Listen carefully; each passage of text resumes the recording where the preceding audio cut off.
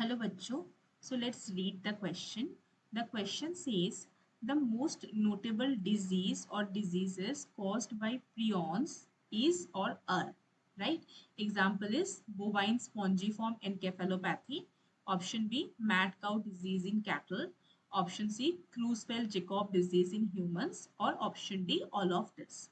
So इस question में हमारा की concept है prions, राइट तो प्रियॉन्स होता क्या है prions are the proteins which are present in our brain. These are the misfolded proteins that might be present in our brain.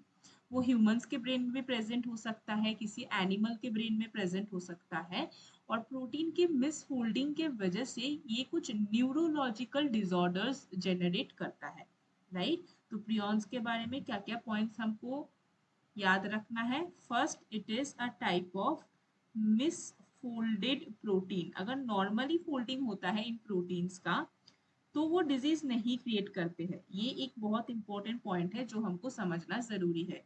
But वो प्रोटीन अगर मिसफोल्डेड होता है, प्रॉपरली फोल्डिंग नहीं होती है उनकी, so they lead to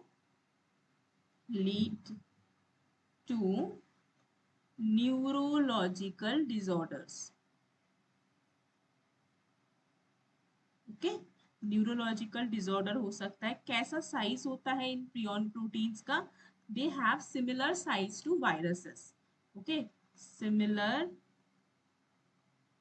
size to viruses. Virus जितना ही इनका साइज होता है.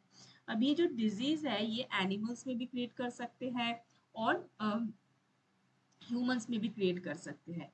ह्यूमंस में जो डिजीज ये क्रिएट करते हैं उसका नाम है क्रूसफेल्ड जेकॉब डिजीज, जिसको हम CJD भी बोलते हैं. कैटल में ये क्रिएट करते हैं बोवाइन स्पॉन्जीफॉर्म एनकेफेलोपैथी, जिनको हम शॉर्ट फॉर्म में BSC भी बोलते हैं. और इसका एक कॉमन नेम भी है mad cow disease. Okay, because यहाँ पे अगर प्रियॉन्स प्रेजेंट है काउ के ब्रेन में, तो काउ के ब्रेन का जो अपीयरेंस है वो स्पॉन्जी हो जाता है, तो दैट इज वाई इसको स्पॉन्जीफॉर्म एनकेफेलोपैथी, और जिसके वजह से काउ पागल हो जाता है तो इसको mad cow disease in cattle भी बोला जाता है. तो मतलब ये सारे डिजीज ही जो है वो प्रियॉन्स के वजह से होता है. So that means in this question the correct answer is option D, all of this. I hope आपको ये कंसेप्ट समझ आया होगा. All the best.